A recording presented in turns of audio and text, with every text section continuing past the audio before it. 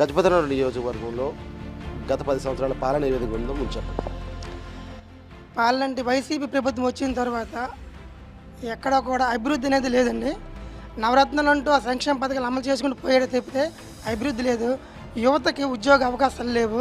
అభివృద్ధిని గాలికి వదిలేసి బటన్ నొక్కడం మీద పూర్తి దృష్టి పెట్టింది తప్ప యువతకి ఉద్యోగ అవకాశాలు ఇప్పించడంలోనూ అలాగే రాష్ట్రాన్ని అభివృద్ధి పదంలో నడిపించడంలో కూడా బాగా ఫెయిల్యూర్ అయింది. గజపతినగరం విషయానికి వస్తే ఇటు అధికార ప్రతిపక్ష పార్టీలు అంటే ప్రస్తుతం ఉన్నటువంటి సిట్టింగ్ ఎమ్మెల్యే కొనసాగుతున్నారు, మళ్ళీ క్యాబినెట్ కింద, అదేవిధంగా కూటమి అభ్యర్థి కింద కొండపల్లి శ్రీనివాస్ గారు కొనసాగుతున్నారు.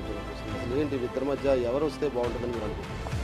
ప్రస్తుత sitting MLA Botsa Appalanarasayya sitting MLA అనేదానికంటే కబ్జా కోరి అంటే ఇంకా బాగుంటుందండి. ఎక్కడ ఏం వదలలేదు, అన్నీ కబ్జా చేస్తాడు. కబ్జా చేయడంతో పాటు వెనక్కి వేసుకోండు నెంబర్ 2 స్టేట్లో నెంబర్ 2 పొజిషన్లో అవినీతిలో ఈయన వల్ల ఎటువంటి చెప్తున్నా అభివృద్ధి అంటే శూన్యమండి. ఇతను ఎంతసేపు